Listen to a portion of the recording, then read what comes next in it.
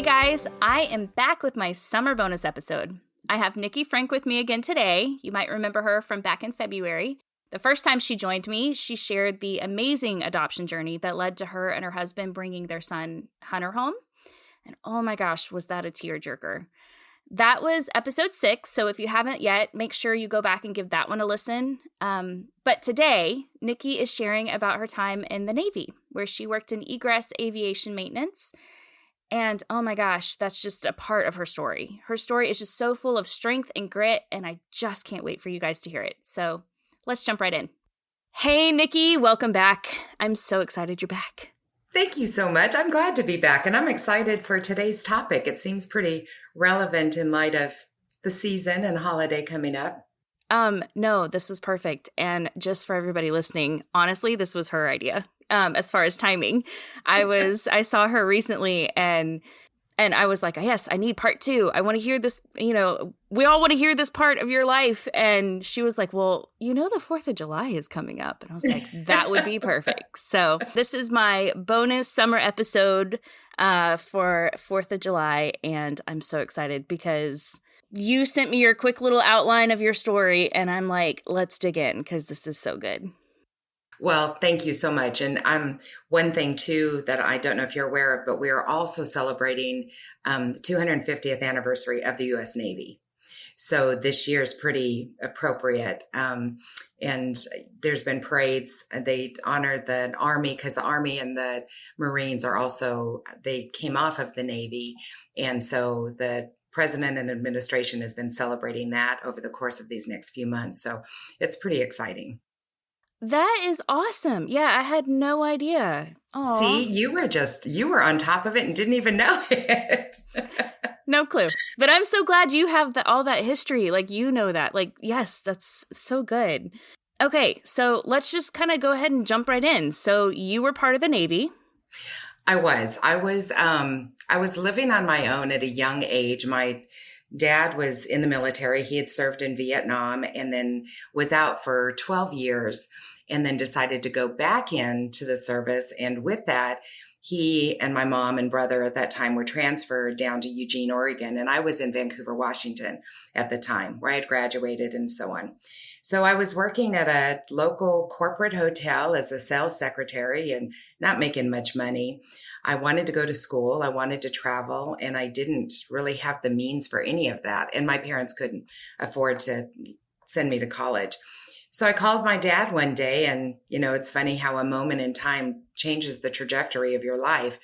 This phone call, basically, he said, well, join the reserves. Go talk to a recruiter 1 week in a month, fly up to Whidbey Island, get a new skill set and travel and get your college. Well, I'm an all or nothing kind of girl, so I don't do anything halfway. And I went to this recruiter and I told him, okay, my dad was military.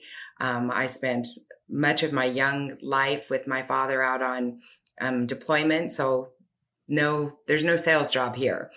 And I said, I don't even want to mess with reserves. What do you have full time? So he told me that he could put me on a delayed entry for positions like personnel or medical, traditional female roles. And I said, I'll change my mind. What do you have right now? And he told me there was a new rate that had just come out. I would be the first female. It had just come out for females. At that time, female recruits weren't allowed to fly or serve on any combat vessels. And several of these rates or jobs were not even open to females. So he said, all I know, it's in aviation. You'd be the first female to go, and it leaves in less than 2 weeks. And I'm like, put me on it. Let's go. Wow. So, which is kind of exciting. And what's really funny, Tori, I didn't put in the outline, but they give you a list of things that you have to take with you, like, your undergarments, shampoo, this or this. The outfit that you're wearing, once you got to boot camp, you send it home. So there's nothing that you own at this time. So long story, my parents came up, helped me pack up my apartment, and I was gone in 8 days. And I was heading to Orlando. Was the only recruit training station at that time for females. And I think I told you that I left Portland, Oregon, July 6th, 76 degrees I land in Orlando, Florida, and I was like, oh, dear Lord, what have I gotten into? I couldn't breathe. I'm like, this humidity is not from heaven. No. But so I landed in Orlando, Florida, and I was there for 10 weeks. Now, a lot of people, they tell you stories of boot camp and how it is just not fun. A lot of girls would cry in their bunks at night. And it was so hard to hear so many recruits just really struggle with boot camp. I got to be honest, I had a blast. That's awesome. My bunkmate and I think a lot of it was her and I were a little bit older recruits. We were, almost 20. A lot of the other recruits had just left home, had never been on their own. I'm thinking, oh my gosh, I get 3 meals a day. This is good stuff. I lived on my own. I ate popcorn and noodles, it was so, but my dad told me the best advice ever. He said, when you go into boot camp, just remember it's a mind game. And they're just trying to break you down and put everyone at the same level, and then they build you back up. So when I understood that, they could be yelling in my face and it didn't bother me. I have to tell you one story. It was funny. We were marching back from Chow Hall from lunch, and we looked ahead and saw 2 bunks that had been thrown out on the lawn. The lockers that are attached to the bunks were opened. All of the clothing was strewn all over the lawn. And these are big, huge metal bunks with lockers attached to them. And I turned to the girl next to me and I said, oh, those poor girls. Like, I feel so bad for them. It was my bunk. So apparently when I got up at 4 a.m, before we went about our day, I had to make my bunk in the dark, and the hem on the sheet was the wrong way. It's called a catch edge sheet. They come by and run their hands on it. And if their fingers catch on that hem, it's wrong. So they threw my bunk out on the lawn. So, if that happened to one of the other girls, it would have broke them. It was just a game. I'm like, okay, I've got to suck this up and get this bunk back in somehow. So, it's silly things like that. But at the same time, what's expected. There's rules for everybody. There's consequences if you don't follow those rules. And you can either choose to excel or break. And obviously I chose the other. So, my girlfriend and I, we'd laugh and all the time, maybe through tears, but we did laugh a lot. That is wild. And I kind of love that, you're a girl coming into this and they're like, you're the same. Yeah, exactly. And, and it's pretty humbling too. Here, my dad served in Vietnam, all these men and women that have served before us, some who made the ultimate sacrifice. You kind of didn't want to dishonor that. Like, you had an obligation to serve with honor and dignity and integrity. And because you were riding on the heels of these other people that had paved the way. So my husband calls it the best fraternity ever. You're part of a group of people that 1% of the country serves. And that's pretty humbling. Mm-hmm. And you don't know what you're made of until you're actually put to those tests. I think that's what's really neat about just you. Like, I don't know, what was it? Your line to my father-in-law, if I can land a plane on an aircraft carrier, like, I think I can handle, I don't know, Excel. I didn't realize I scared him when I said that. I thought I was being funny when he asked me, well, you've got a lot of experience, but how do you feel about learning a new accounting program, specifically designed for churches? And I'm thinking I'm so funny. Well, if I can learn to launch an airplane off of a flight deck, I'm sure I can learn that. And he didn't say anything. He was like, oh, I guess so. But it was funny because it was funny. Yeah. But, so you go through, 10 weeks. And in my particular situation, the recruiter didn't know what my field was. He just knew it was in aviation. So he didn't have any detail. And of course, some people would shy away from that. I looked at it as a challenge. And let's go. That's kind of exciting. So even in boot camp, I still didn't know what my job was going to be. until I graduated. And then I got sent to Memphis, Tennessee at the U.S. Millington base, which is north of Memphis. And it's specifically an air base. So it's all aviation training. When I got there, there was one barrack of females. The entire base was males. And even with that, I took that as a challenge because I'm like, I'm not going to be just another girl on this. I don't want a reputation. A bad reputation. I wanted to prove myself that they could rely on me. So I worked hard, and the guys became like my brothers. They were like protective, and but I had to prove myself first. What was really funny is we marched. Our school was at a hangar about 1.5 miles away from the barracks. And, here's all these men marching on base. Well, I did cadence. So I would do the cadence, your left, your right, your left, your right, whatever. Well, you're marching through these barracks of all these guys, and they're like, that's a female voice. And they're sticking their heads out the window like, who is that? So people knew me, but I didn't necessarily know them. But when I got to my school, I was in with about 25 other Marines and sailors, and I was the only girl.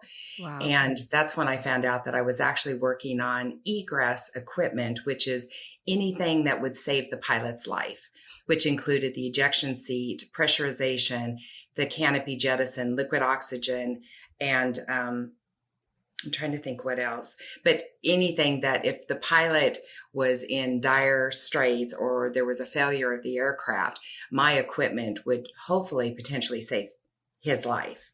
So there was a lot of explosives on this equipment, and there was a sense of danger that kind of made it exciting too, But here I was, this small, petite girl at the time with all these Marines and stuff. And at the beginning of our training, they said that whoever got the top score at the end of our 4 months of training at graduation would get first choice of duty station. So I'm thinking, oh, here's another challenge accepted, Yeah. So again, I worked really, really hard. We get to the end of graduation and they said, okay, Nikki, you've got the high score. Where do you want to go? And I said, with one of my desires of traveling, I said, Rota, Spain. And they were like, we are so sorry. There's no female billets in your rate in Rota.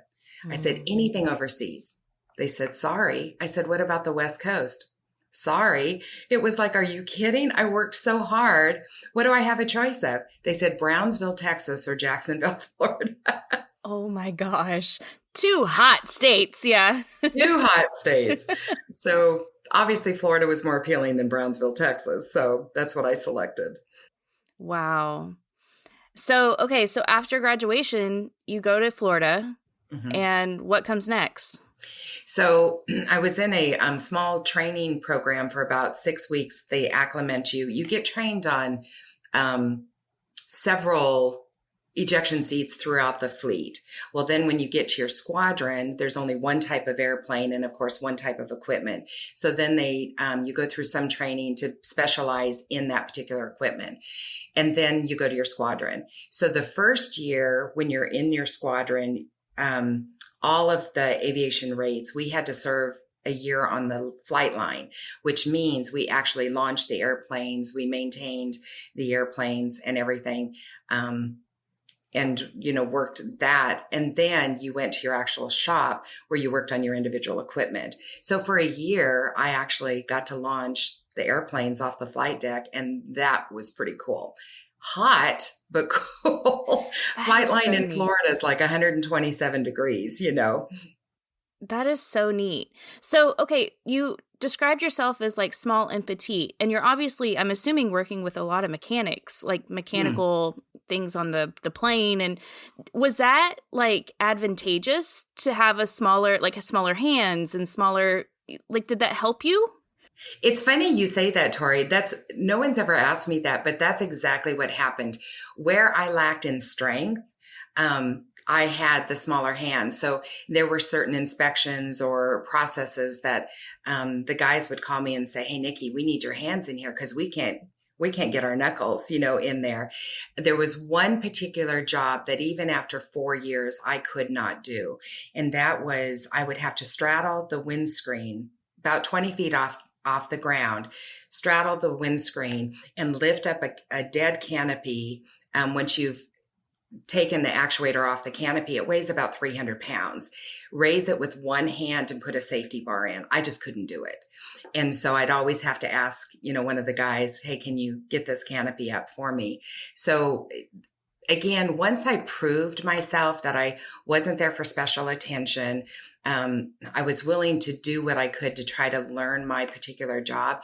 It became such a great working relationship with these guys because they were willing to do whatever I needed when I needed help, but they just really respected what I had done. It was such a rewarding thing at the end of my 4 years. And this kind of goes forward, but I had several of the guys tell me that it was like, I was like working with one of the guys. And to me, that was one of the best compliments ever. Oh, I could totally see that. Yeah.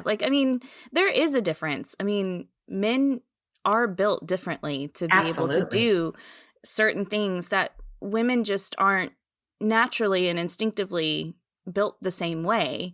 So I'm sure that was so cool to, you were part of the team. Maybe you couldn't do exactly the same things they could, but you had a place. And Right. Yeah. Oh, and I love that. And of course, you find women are ingenuitive. Like we find ways to do it. It may take us 10 different ways to do it, but we'll get it done. One of the things I really enjoyed is I became a specialist on the ejection seat itself. So there's about 100 explosives on these seats. And they're designed, if an aircraft is in failure, that the pilot can obviously pull those handles and it sets off a set of sequence. And within our seat particular, 4.86 seconds, he's ejected out of the aircraft through the canopy system. And he has a parachute and he can come down safely. Pretty safely, So there were a lot of systems on that, but I became so fascinated by the process. And I became the kind of the go-to person anytime we'd have dignitaries come in from DC or admirals or generals, whatever, commanders. They would have to come to our shop to get qualified on the seat. Because if they were going to go up in that aircraft, they had to know. That's called a seat checkout. So they would come in and I got to do that. So that was pretty exciting. So I kind of made my own little niche, Yeah. But and that was at the AME shop, right? Correct. It was Aviation Maintenance Egress. Okay. And so how long were you there? Did you leave from the shop, like when you got out of the service? No. So when I met my husband in the military. As a matter of fact, we actually met back in Memphis 6 or 8 months earlier. And I made a comment on his sweatshirt or something coming out of the chow hall. And again, when you're, one of few girls on an entire base, they know you, but you don't remember them. And it wasn't until almost a year later that we were in Jacksonville, Florida. And he came up to me at the club, the E Club, they called it. It was like a dance hall, whatever, for enlisted people. And he said, "You don't remember me, do you?" And I'm thinking, should I remember you?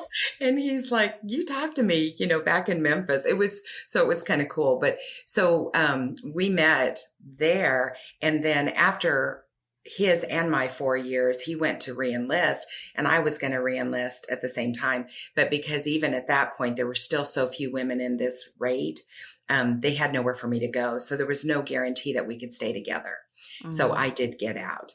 However, I will say one of the greatest accomplishments I had in my military 4 years, at the beginning, I was the first female. And then, of course, after a couple of years go by, they started allowing more females to come into this raid and so on. But they were still not opening up combat vessels for women. It was very slow going in that sense. So we couldn't serve on aircraft carriers. We couldn't fly. We couldn't do anything like that. Well, I had all of my qualifications that were required to launch off of an actual flight deck on a carrier. So there was a deployment out on the USS Forrestal towards the end of my 4-year tour. And myself and one other girl, she was from another shop, but we were qualified to go out on this deployment, and we got to launch off the aircraft carrier. So, the question gets asked, how do I feel about women in combat or, women in those kind of fields? And I will say, I loved the experience and seeing what my dad did for all those years serving in Vietnam, and seeing what my husband had done and all these other military people. And it was extremely exciting.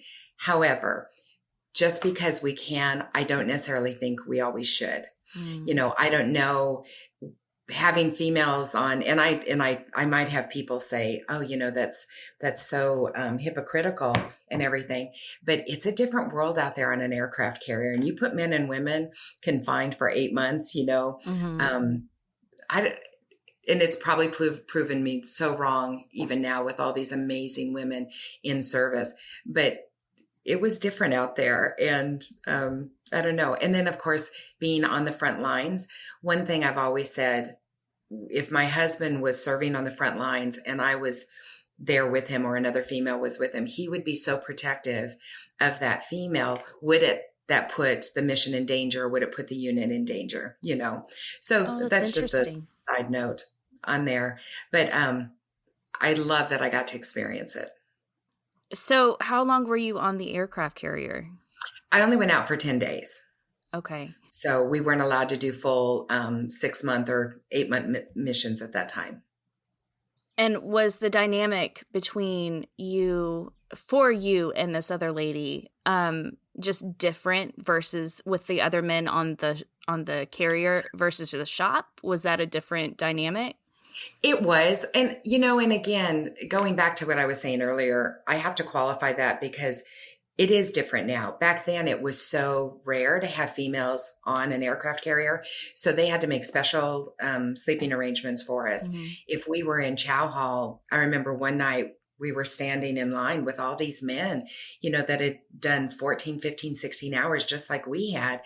And we were yelled at and told to get at the front of the line because they didn't want any guys gawking at us or anything like that. So they made so many special arrangements for us that it almost made us feel bad because we didn't want to be looked at different or, given special privileges or anything like that. We just wanted to prove that we could do our job and be out there. So I think in retrospect, now that there are so many females serving in these traditionally male roles, they've paved that way. And now it's not as different. It's not viewed as strange. Right. You'd walk through the hangar and you'd hear tools drop because guys are like, oh my gosh, there's females on this deck. It was so different for them. So, and then to be honest, when you're on the flight deck, you're in all of your gear and your helmet and everything. They couldn't tell you were a girl. You look like one of the guys, and you're on that flight deck 12, 14 hours and it's all about safety. So you don't have time to have any special privileges. So you and this other lady were the first ones that had ever done that? To my understanding, yes. Wow. Yes. That's a big deal, Nikki. That's really cool. Well, I didn't, it's exciting to think that I did that. However, it's so humbling too, because I know, there were female nurses and stuff on the front lines or, the behind enemy lines or something in World War I and World War II. And, even the women back in the 40s during World War II that their husbands and fathers go off to war. And so they pick up the wrench and they're in the factories keeping our country going. So even though I love that I got to experience this, I'm also not naive to think that there were so many women that paved the way before I even stepped foot in that recruiter's office. Oh, that's beautiful. And it's true. It's true. Wow. So, okay. So then you finish up your 4 years. Well, my husband, he enlisted for another 4 years and he got sent to Virginia for almost a year of training. Well, I still had military service to finish out in Florida. So we were we were the typical really poor enlisted kids, that we couldn't fly to see each other. So he would drive down from Virginia 12 hours on a weekend, get in at like 4 a.m. We'd spend Saturday night together. And then he'd have to head back like at 2 a.m. Sunday to be able to make it back to work on Monday. So, it's part of the life you choose, and you make it fun. I know a lot of people that they say they couldn't move as much as we did. And I kind of get to the point when I get sedentary for a while, I'm looking at my calendar going, it's been 4 years. It's time to move. You get so used to that. But one thing I have to say that I loved about my father being in the military, my husband and I both being in the military, you don't know a stranger. And if you meet another military person, regardless of when they served, there's an automatic kindred, and you've got a bond, It's pretty incredible. A quick story. We were in Tampa, and this was years after our military career. And we were on a dinner boat cruise going out in the Gulf, and they had to wait out. They had to go out like 7 miles or something before they'd start dinner or the buffet would open up. So we were just walking the deck. And I saw this gentleman. I was probably in my 30s, and this gentleman was in his 70s. And he had his ball cap on and his squadron. And I asked him, sir, did you, thank you for your service. And what did you do? What was your rate? And where were you stationed? He was visiting his daughter that lived in Tampa. He was only there for 2 weeks. He was from California. And come to find out, he was my dad's pilot in 1962 on Whidbey Island, Washington. They served together.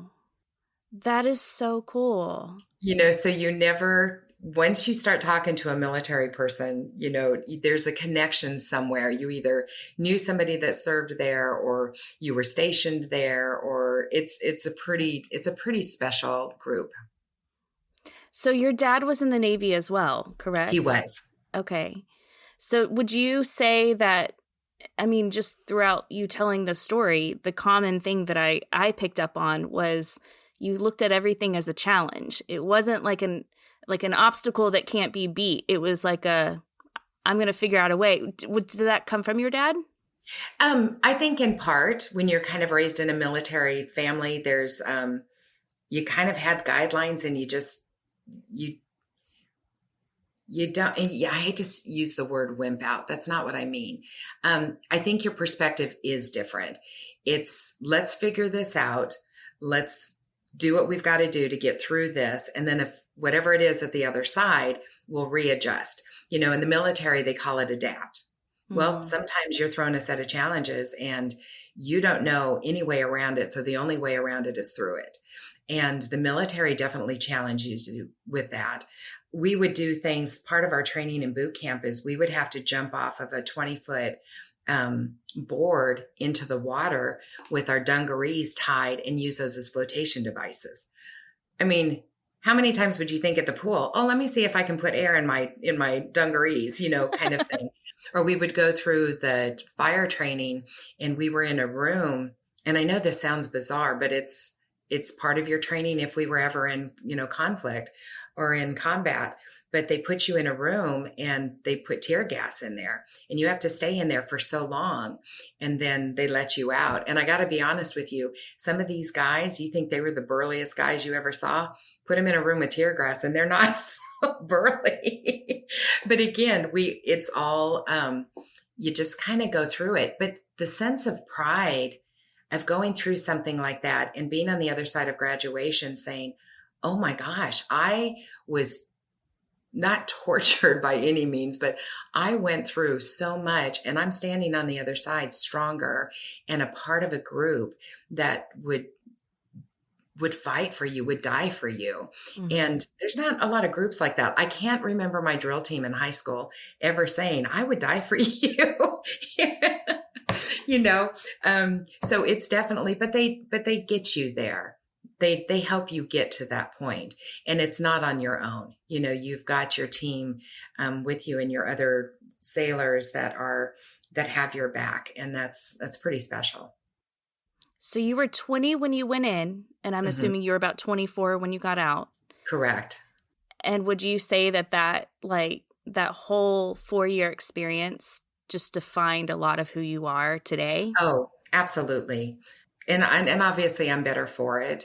And it's not everyone is made for the military. There's people in mission fields that are, oh my gosh, what they're doing and serving our country and the world and children and everything is so commendable. There's doctors and nurses. There's so many our EMTs and first responders. There's so many aspects of people serving that are even beyond what I did in the military. I'm also sometimes I almost hate talking about my service in respect to people who've actually served in war. We were very fortunate that I was at a time when we weren't at war. We weren't in a conflict. My husband's next 4 years was the Gulf War. So even though he didn't go in country, we were still, there was a potential of him having to be shipped off or whatever. So I so highly respect these people that were willing to serve on that front line for our freedom. And I think this is the big thing I got out of being in the military family and me serving, and my husband and my father-in-law also served, is a sense of pride for this country. Like, I think people don't truly understand the sacrifices that people made for us to enjoy the freedoms, our right to go to any church, to free speech, all of that kind of stuff. This wasn't cheap. This came at the expense of a lot of lives and service people. And I think that's a good reminder every day, not just on military holidays or, 4th of July. But yeah, I absolutely, I do understand that if you haven't been in it and seen the sacrifice that it takes and then the ultimate sacrifice that it can take, we probably don't get it the same way. Yeah. And again, history needs to be taught. We need to teach our children, and we need to be proudful of our country. The motto in the military is often God, family, and country. And it's in that order. And we are trying to protect those freedoms of being able to praise God openly and to serve our family well and all of that. The other thing too, it's our families that serve from the home base. When their recruit or soldier is off, whether it's serving on deployment or at war or whatever, the families that are home raising those children by themselves. And there's a lot of sacrifice on that side too, So I never want to forget what my mom went through. My mom was raising 2 babies without my dad being around. He was on deployments. His last deployment was 14 months and he came home to a 6-month-old baby or, something like that. So she did all that on her own, so it was pretty incredible too, the strength that our moms and families back home have. No, and I love that you pointed out a little while ago that, yes, while what you did as far as your military accomplishments, they truly are amazing. And I think it did pave the way. I also understand what you're saying and agree with you. Like sometimes there are certain scenarios where sometimes maybe women just aren't a good fit for that role. Right. By design, because, Right. And I think that's the other thing too. My head's kind of going in a couple different directions here, but I love that you were in the shop and you were working and playing off of each other's strengths, not necessarily requiring everybody to be able to do the same thing. Absolutely.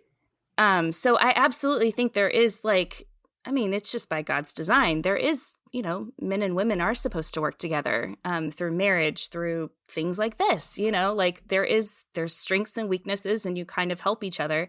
Again, going back to what you said, there were so many women before you that did the same thing in different ways. And I think we need to be mindful of that as well. Like, it's cool to have these on your resume, just as it's as honorable and admirable that there were other women, like you said, that were nurses on the front line and Right. home in the factories, picking up the wrenches, like you said.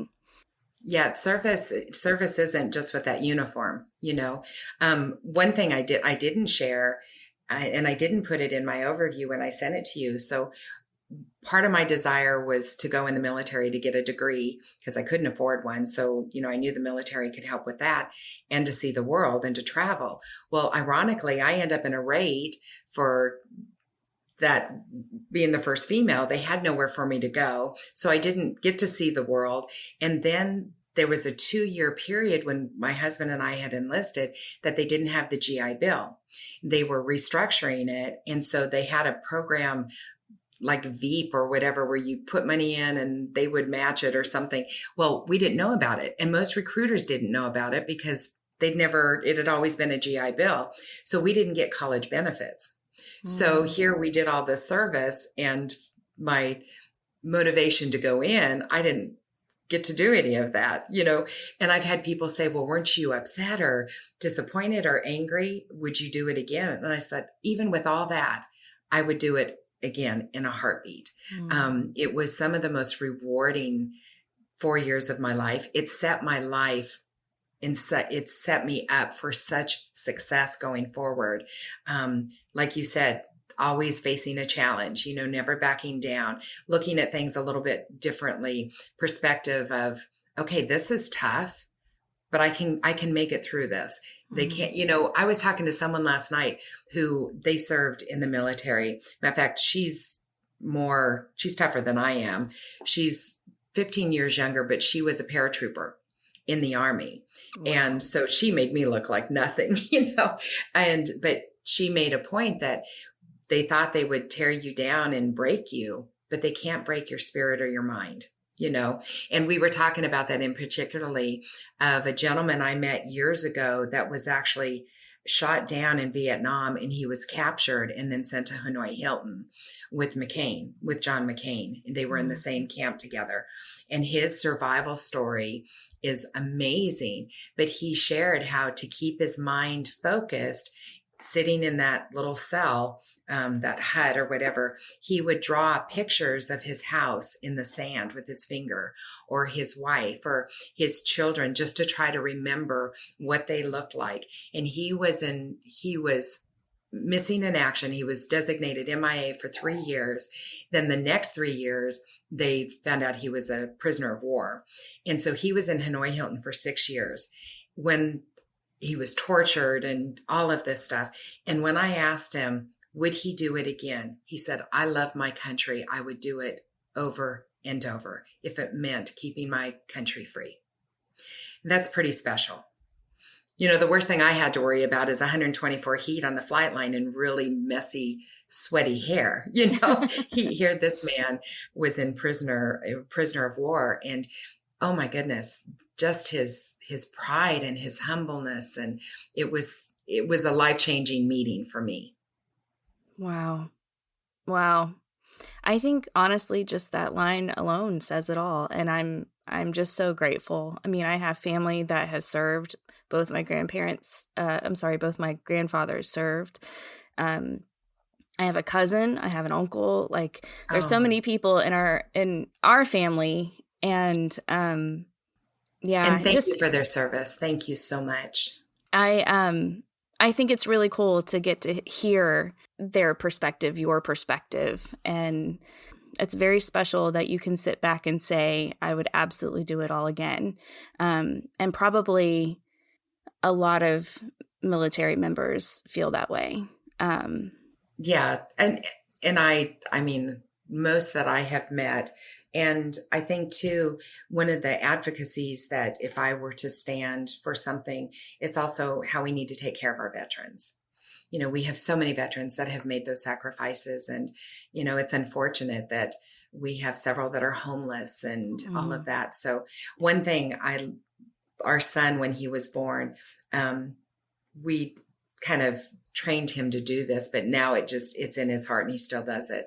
He'll always go up to if he sees a man in uniform, whether it's a man or woman in uniform, whether it's a police officer, a fireman, or a military personnel, he'll always go up and say, thank you for your service. And we've taught him to respect those duties and the people that have served and do serve for us.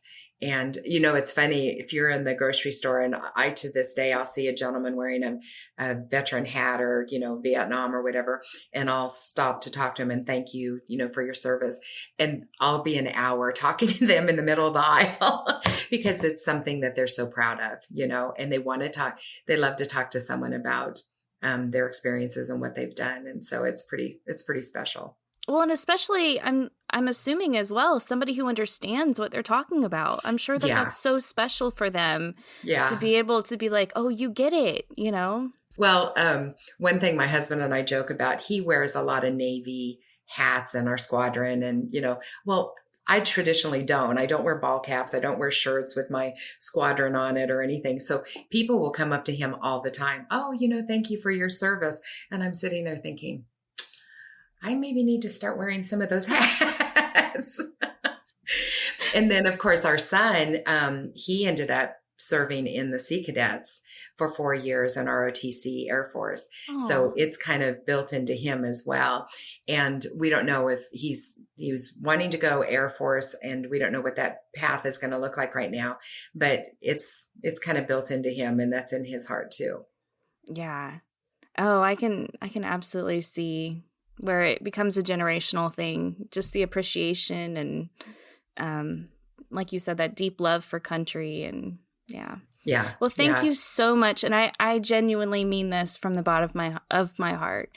Thank you so much for your service. Thank you for your 4 years. Thank you so much. Thank you for sharing your story. Thank you for the honor. I do feel sometimes that I shouldn't share so much of my story because of so many other people that have sacrificed more than myself. But I so appreciate the opportunity to share that, you do it because your love for your country and my love for God too. God gave me the ability to serve in this special way, to even laugh and joke in boot camp, when I maybe shouldn't have. I'll lead you with one story, and you can choose to keep this in or not. So when I was in boot camp, we were with 80 other girls. And that in itself is a feat, just to get through 10 weeks with 80 other girls. And we were being drilled for something. We got in trouble for something. So there were 40 girls on one line and 40 girls facing them on another line. And we were being exercised for like an hour, just being broke down. And I kept laughing. And my company commander kept yelling at me. And I was one, stay under the radar. You don't want to be called out. You don't want to get in trouble in boot camp, which was kind of how I got through it. Well, she came to my face and she got an inch from my face and started yelling at me. And I won't tell you the words she used because they were pretty rough. And I just kept laughing. I could not tell her that the girl across from me kept passing gas for an hour. And I was laughing so hard. So she made me get down and I couldn't tell her. She kept saying, "What are you laughing at?" And she made me get down, and I was supposed to give her 50 push-ups. I couldn't give her one because I was laughing so hard. So I ended up getting in trouble, and I had to mop the deck or something but to this day, my bunkmate and I laugh because we could never tell them, this poor girl. It was so funny. Oh my gosh. That's staying in. That's amazing. That's hysterical. I'm glad you didn't drop any names, so hopefully nobody knows who that was. But oh my gosh, that would be so hard. I thought maybe you were laughing because you were so delirious at this point or something, but I did not expect that. That is awesome. No, and there's a few boot camp stories, but we'll save those for another day. Thank you so much, Nikki. I am so honored to know you, and I am just so grateful that I get to call you a friend. So thank you. I feel the same, Tori, and I'm so excited for you and what you're doing. And thank you for letting me share my story. I'm so grateful, and I love you to death. Oh, well, right back at you.